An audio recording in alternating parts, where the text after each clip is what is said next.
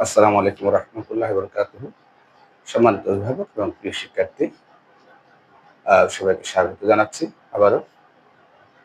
আমাদের সম্মানিত অভিভাবকরা একটি প্রশ্ন করে থাকেন, স্যার আমাদের আমার সন্তান বা আমার ছেলে বা মেয়ে আ পড়তে চায় না।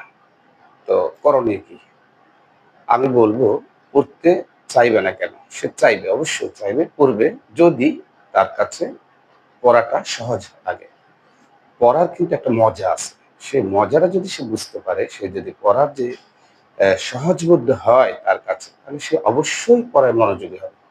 কিন্তু আমরা অভিভাবক হিসাবে আমরা কখনো কি জানার চেষ্টা করেছি যে তার ভিতরে বা তার মনে কোনো রকম পড়ার প্রতি কোনো ভীতি আছে কিনা?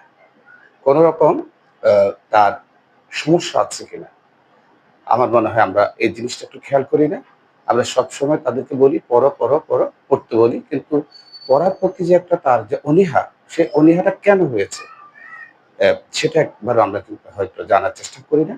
যেটা আমাদের উচিত নয়। শুধু বলি যে আমরা পড়ো, পড়ো, পড়ো। পড়ো বললে তার হবে না। পড়বে সে, অবশ্যই পড়বে। যদি পড়ার একটা যে মজা আছে, সেই মজাটা যদি সে পায়। সেজন্য আমাদেরকে একটু সচেতন হতে হবে।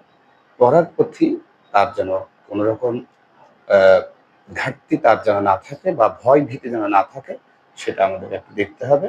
এবং অ্যা পড়া কিভাবে সে সহজভাবে নিতে পারে, এটার এটার মধ্যে তার কেন ভীতিটা তৈরি হলো, সেটা অবশ্যই আমাদের